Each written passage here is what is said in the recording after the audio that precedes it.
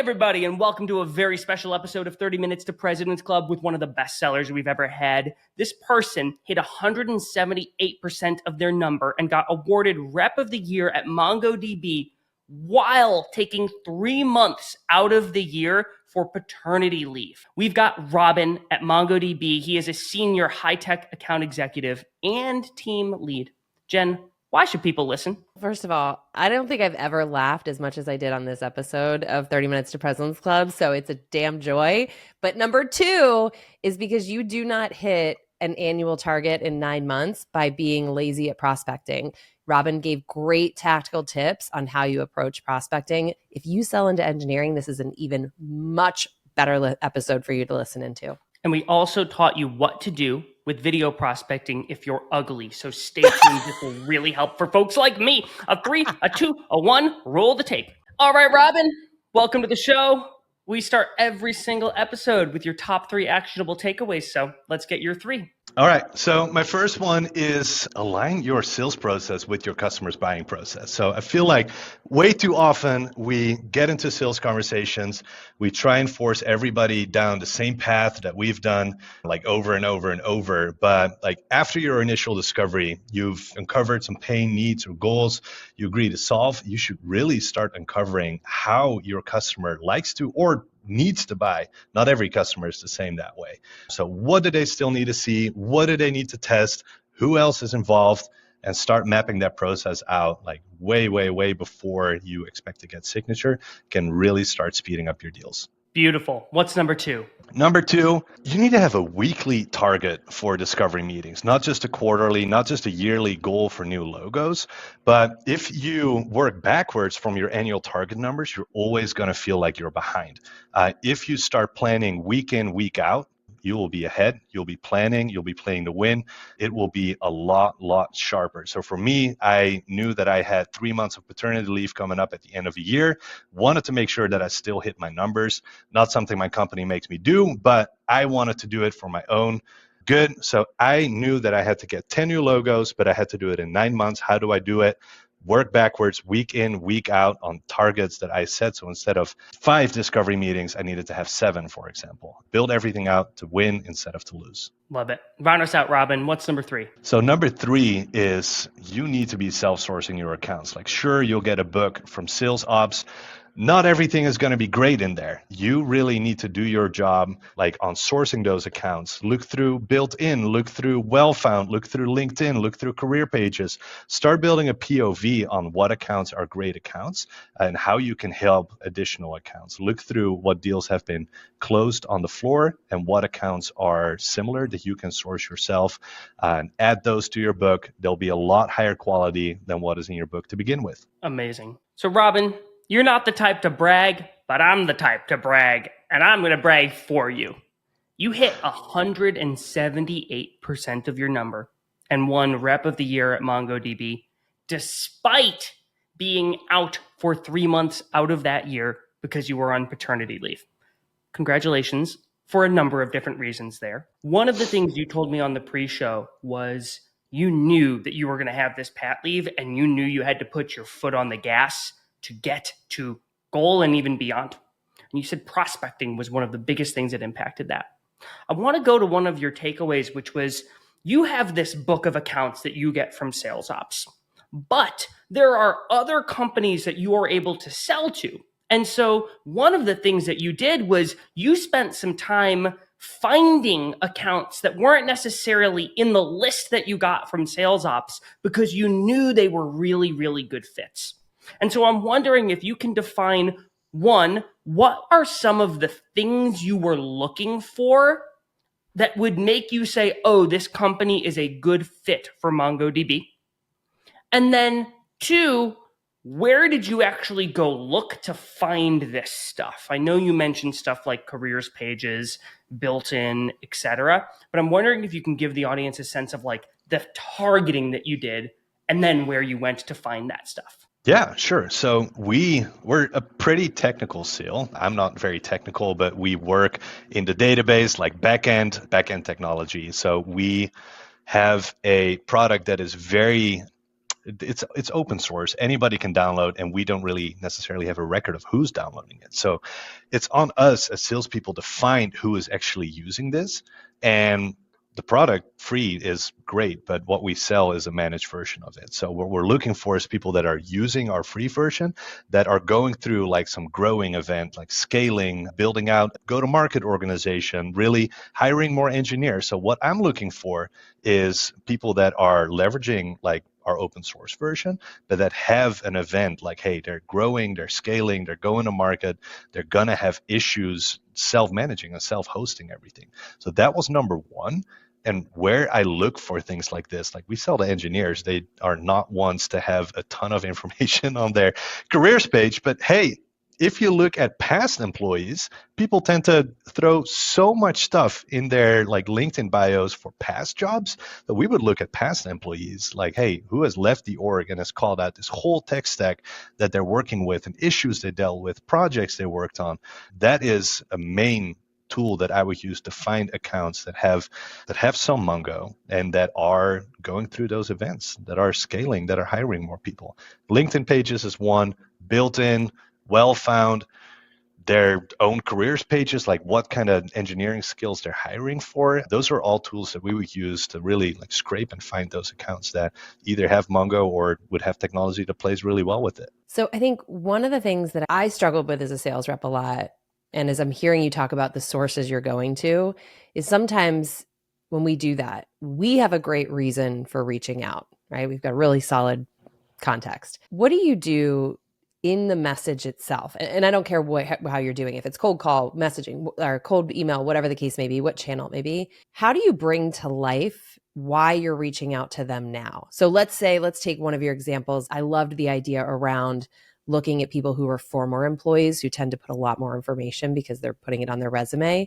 Like, what would you do with that information when it comes to crafting your message? It's pretty interesting. Like those people actually still want to talk to you about their past roles. So you can actually call them and like, hey, you were here like 6 months ago. Why did you leave? Like, we'd love to see if there's like anything that I can learn from you. And you can use that to start building your POV. But what I would do with that information is take that up to the higher ups, the CTO, VP of engineering, and say, hey, notice your team has done X, Y, Z, but you're still using an older technology or something that really isn't set up to scale, especially with AI now coming in. It's really changing like people's whole tech stack because it needs to be super flexible, super unstructured. There's a lot of change happening right now. But if we can have an opinion on what they're currently doing, and we know where the market is going, all the changes that are happening, I think we can bring a really strong opinion to leadership, and at the same time have like conversations with their current or past engineers around sharpening that POV, like bringing it to them, saying, hey, I'm seeing this. Is that accurate? Are you guys doing this? Are you aware of this? Are you using that? And then take that up the food chain again. Robin, I want to ask you about this past employees thing again. I spend a lot of time on LinkedIn, and Jen said to me the other day she spends even more time on LinkedIn. I am wondering if you have an efficient way to find past employees at companies, if there's like a filter you're using or a really easy way to get that stuff, because I can imagine there's a way to spend hours and hours and hours just clicking through pages and profiles. It's super easy. It's just a sales nav filter. You can click past company, select your company, see all the leads that used to work there. You open a couple that like kind of fit the titles that you're looking for, and there's typically a ton of gold there. Okay, so I want to ask you about, it can sometimes be really challenging to manage deals, which is something you were doing. You were closing deals and also fit in prospecting. And so I'm wondering, when you were looking at that 9 months that you had to hit your number and beyond, how did you structure your days and weeks? I have like time blocking that I use, but I think the biggest focus for us, for me really, was on Friday, I would build a PG plan for the next week, already source all the accounts that I was going to go after and my top targets at these accounts, and a POV on like why I was actually reaching out to those accounts. So on Fridays, I started organizing my week that was coming ahead.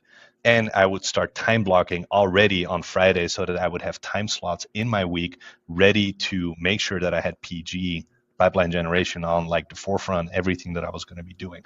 Sure, there's going to be customer calls that overlap, but At least that way I had a ton of time already set aside to make sure that I wasn't falling behind. Before I ask this question, just to give context, how many accounts on average, like when you talk about that weekly planning, like how many accounts on average are you looking at in one particular week to start generating pipeline? About 5 or 6, with about 5 to 15 contacts at each account, or like my vetoes, like my most focused outreach. Perfect. So every week you're looking at 5 to 6 potentially new or different accounts. Mm-hmm. One of the things I often hear that's really difficult, I certainly struggle with it as a seller, is you do a lot of upfront high value work, it sounds like, to develop a point of view, bring that to the first call, email, whatever the case may be.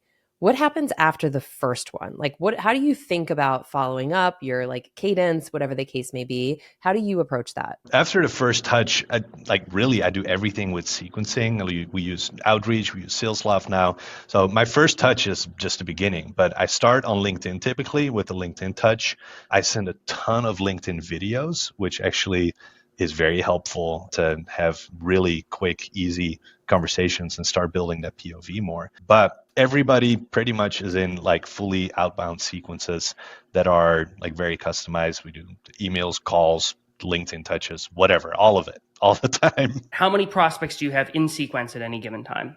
I would say about 60 on average on like my fully customized sequence, and then probably some for like events that are coming up, but they're not really sequenced. But like my high value targets, I would say about 60 at any given time. And then of those 60, how many of them are at the same company? Because it sounds like you're pulling multiple contacts for any given account. Yeah, it's probably between 5 to 15 would be the highest, but 5 to 10 on average. The mix of the seniority of those 5 to 15, are they all C-suite? Are you reaching out to the engineering intern? What does that mix of contacts look like? I would say those contacts are all director and up. Most of my organizations that I'm reaching out to have a ton of engineers, and I'll do mostly just LinkedIn for those. I'll send them a LinkedIn connection request and a video, because that takes me literally 30 seconds on my phone. I'm just like recording a little video on my phone and sending it over, just having a conversation, because I really use the more engineers will use them, but I like having conversations with them to really build my POV a lot stronger and understand what they're actually running into. But the people that will get like something done about the POV are those director level and up. So that's where I really spent my time sequencing. Okay, Robin, I got to go back to something you said, which everybody knows that LinkedIn is only good if you're selling to salespeople. You're selling to engineers. How are you making this possible? How are you sending videos to engineers and getting them to reply? I love the fact that you said this, because you're hitting on a big misconception about LinkedIn. So tell us, what do you think makes it work, and how do you approach those videos? Well, everybody uses LinkedIn. Like engineers use it, product uses it. Product actually might even use it more than sales. Product teams are very active on like new releases that they're pumping out. Like I love talking with the product managers about what they're actually doing. I keep it super short. I feel like everybody's going to open anything that I sent them on their cell phone. So I record from my cell phone. So it's native. It just looks like somebody's actually talking to them. I just keep it short, keep it very conversational. And that's how I have had success with engineers on LinkedIn. Okay, so what's short to you? Is it 15 seconds? Oh, 10, 30 like seconds? 20 seconds. Okay. And then do you send just the video? Do you send a text piece with it? What does that look like? Yeah. I feel like I started sending only the video, and people were like, what are you sending me? This is spam or like a virus or something. I don't know. So I sent my video and then a little text like, hey, first name, thank you for connecting. Wanted to send a quick video, like why I reached out. What sort of tech are you using to send the video? Are you using just like native LinkedIn video? Do you use a different tool? I use the camera app on my iPhone. I have a note in front of me of who I'm talking to. Do 30 videos in a row, just hit record, and then send them all through LinkedIn mobile. I love that tip in particular because it brings me all the way back to one of our very first 30 MPC episodes with James Bodden, where he actually gave the same advice, which is use the native LinkedIn video as opposed to sending them out to a different video link, because LinkedIn will be like, you're leaving LinkedIn. Are you sure this is safe? And people are already skeptical enough and suspicious enough of getting phished. When you have the native one, it's a lot easier for them to actually view. Probably. And especially engineers, like people in Mhm. security, people in engineering, they're not going to click on any links. You got to send them just an actual video. Now, the interesting thing about video is if you're ugly like me, no one's going to respond to you. You don't get And any I've responses? seen people do different things to get their prospect to open the video and actually be like, oh, this is meant for me. The good news, Robin, is you're not as ugly as me. And don't even get me started on Armand. Are you doing anything interesting with the video thumbnail? Do you have a whiteboard that says their name? It sounds like you're batching these videos. So I'm curious if you're doing anything special with the visual element of the video. No, I feel like that all just takes way too much time. Like, I don't want to do any of that. But, like, a tip, if you are ugly, I don't think you are, Nick, by the way, but you could hold the sign in front of your face. That might work for some people. I can only imagine. I'm talking. Hello, Jen. I'm interested in booking a meeting with your company. I hope you're well in these dangerous and unprecedented times. That is easily the funniest tip I've ever heard since we've been on the show. Oh my gosh. That's an actionable takeaway, right? Oh, we're keeping this in the episode. You better believe it. Jen, I hope you have a good question to ask to keep going. No, I mean, not as good as that tip. How do you follow that? But I guess one of my questions is, what does the end of your videos typically sound like? Are you asking for anything? What's the last 5 seconds sound like? Last 5 seconds is let me know if that's something that you're working with and if it makes sense to connect on that. Like, I keep it very, very soft. I don't feel like LinkedIn is a hard close, like schedule 30 minutes with me tomorrow type of place. It's conversational. So I want to keep it as conversational as possible. And if I struck a chord, can we schedule a couple minutes to chat about it? One question I want to ask you, Robin. I presume one of the more effective ways to get the attention of hard to reach prospects in your space is like industry events, trade shows, conferences, and things of those nature. And I'm wondering if you've got any best practices related to prospecting related to those. Yeah, those are super helpful, especially for open source software, like really product-led organizations, because there's so many more people that want to go to big events that you might have never realized that actually use your platform. So for me, what has been very successful is I will literally pull huge LinkedIn reports of who is all in the region. That we have a thing called .local that is in the region, that we have a .local coming up that calls out the skill of using MongoDB. And I'll batch all of those in outreach, and you'll get way more responses to that than like just your cold, hey, can we talk about Mongo? But hey, no, we're actually coming to your city. I know that you've been using it. Would love to have you there and set you up with some engineering resources to make sure that everything is going well. That is something that has been very, very helpful. You would see people there that you've never realized that actually use your platform, especially for open source software companies. To what extent are you like personalizing that, or is the event itself enough? Can you copy paste what marketing gives you, or are you tailoring that in any way? I work with a completely greenfield book. Like, I'm an acquisition. I don't do like account management, anything like that. And for me, I don't personalize it a lot. Like those messages, because I don't know that they're necessarily doing something with MongoDB. I'm just looking for people that have the skill and that are in the area, and it's hundreds of people. I can't personalize all of that. Yeah, no, it's a good call out. Like, I think oftentimes we talk about personalization as something you do or don't do. But what I like is what you talked about before is in your LinkedIn messages, those feel more personalized. In your initial first touch outreach, those feel more personalized. But I think where people get into trouble is when you try to personalize every single touch along the way. And I like the way that you think about events as valuable enough because people want to come together, that can be enough weight in those messages. Yeah,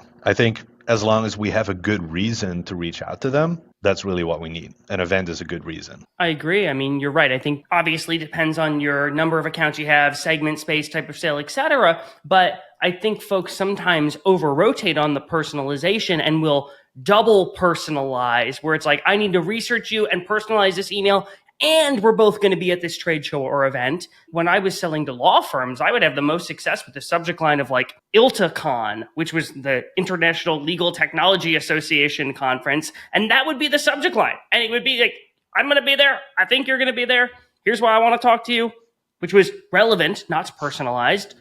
And I would book meetings. People were like, I'm going to this thing to meet with vendors and meet with peers. Cool, great. It was easy and it was faster. And I appreciate even the thing you said earlier about videos, Robin, where it's like, okay, I might have a 0.5% increase by holding a whiteboard that says, hello, Jen.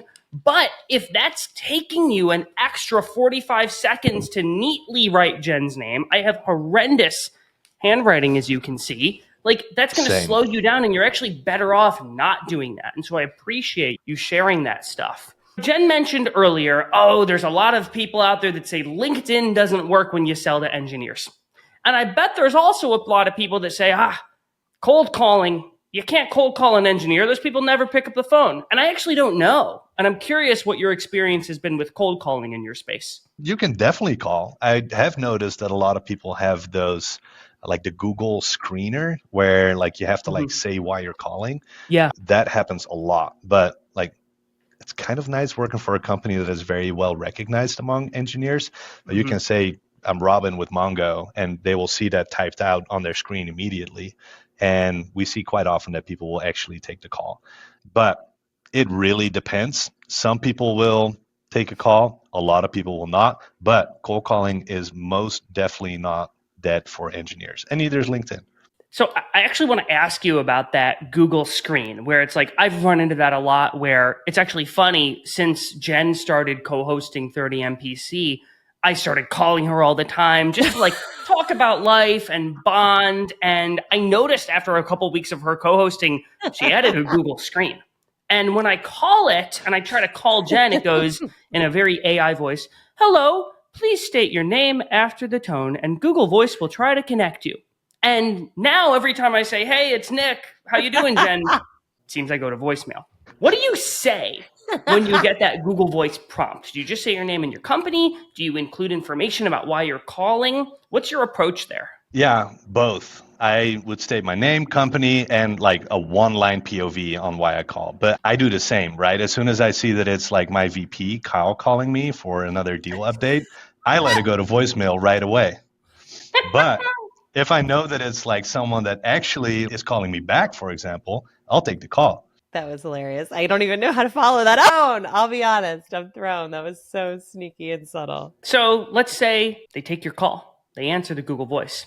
How do you typically open your cold calls, Robin? I go straight for my POV. Hey, I know I called you out the blue. Thank you for taking my call, by the way. But I noticed your company is doing XYZ. You just got funding to scale. Notice you're using a SQL solution that we have seen historically that makes it very difficult. Is that something that you're running into? And I'll just open it like that. I never ask, hey, do you have a minute or two? Because nobody ever does. You get hung up on immediately. But if you lead with your POV, they'll try to correct you very often. Like, it seems like from the outside that this is maybe happening. People will have a tendency to want to correct you. So I really like just leading with why I'm actually calling. And I'll think about that for every person that I call. Like, why? What am I going to say? If this person picks up, what is my value that I'm providing? So that's what I try to think of. That's what I lead with. Can you give me an example of what a POV might sound like? Hey, noticed that you just got funding. It was called out that you're looking to scale your platform and launch 3 new applications. Also noticed that your team has been using a SQL solution that can make it very difficult to actually build new applications upon that existing data and can be very costly to scale. Is that something that you're running into at all? And how's your team looking to solve? Dang, that is so, what I love about that is the specificity. You could have just stopped at sentence 1. Like, I noticed you got funding and then went right into a solution pitch, but it's you really subtly showed, like, I did my homework. I showed up with a reason. I love the way you did that without bragging about how you found it and where you found it. It just sounded so conversational. My biggest piece of advice I got on day 1 in sales, starting as a BDR for a mobile company called Mobile Iron that's no longer around. And it was another BDR starting on day 1 as well, one of my really good friends now. And he said, sales is just people talking to people. And that has been my guiding principle since day 1. I just want to have a conversation with people. Like, I want to understand like why it actually matters what they're trying to do, but I'm not super technical. I don't like really want to get into the weeds. I just want to understand, are you having issues and can I help solve them? Well, I'm having issues. I got a lot. And one of my issues is that we are running out of time here, Robin.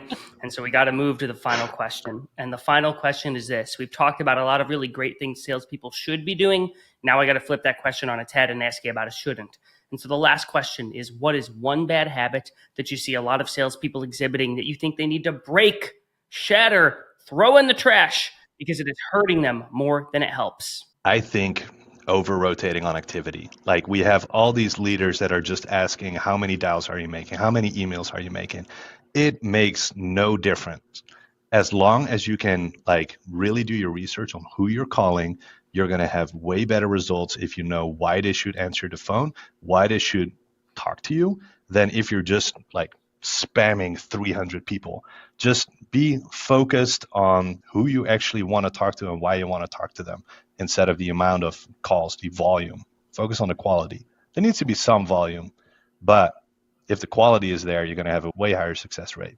Amazing. Robin, thank you for joining us. Everybody stick around for a 60-second recap coming up soon. Your top 4 actionable takeaways from this episode with Robin. Number 1, when you are looking for intel around an account, don't neglect looking at the LinkedIn profiles of past employees. Those folks often include details around their tech stack and big initiatives that they helped complete. And so you can actually learn more from past employees sometimes than current employees. Number 2, if you're just not the best looking person in the world like myself, and you're very anxious about your video prospecting, get yourself a whiteboard and record your videos with the whiteboard covering your face. That way the prospect might even agree to a meeting. And then when they show up on the discovery call, you might have to pull a camera off thing, say, oh, sorry, I've got bad internet. Okay, that one's a joke, but in all seriousness, don't waste time with the old whiteboard thing that says, hey, Jen, that was a great shtick about 5 years ago. It's overused and it will slow you down without really helping your video response rate. Number 3, on the same topic of personalization, don't overdo it. I love the way that Robin talked about that personalization is having a good reason to reach out. If you have an event in the area where they have the opportunity to meet with other similar roles, that might just be on its own a good enough reason to reach out. We don't have to do overkill and eat into our productivity. And number 4, LinkedIn outreach. Don't believe the hype. Just because you sell into engineering or product does not mean that you cannot use LinkedIn as a channel. I love the way that Robin talked about using video outreach on LinkedIn to immediately connect with folks in engineering and product roles. Now, Nick, what can our listeners do to help 30 Minutes to President's Club out today? Well, I feel like Robin dispelled a lot of myths that people have that hold them back when it comes to prospecting into a very technical buyer. Talked about cold calling those folks. He talked about how he's using LinkedIn. And so if you work in a technical sale to a technical buyer, and you learn things from this incredible top performer that you'd like your sales org to implement, send this episode to some folks on your team, share it with them. Because it's a lot more fun to cold call when you've got the whole team cold calling, as opposed to you locking yourself in the corner office and making cold calls while everybody else just sends emails and says, well, I'm going to wait for inbound. So share this with your team. Let them know that this stuff does work. And we'll see you next week on 30 Minutes to President's Club.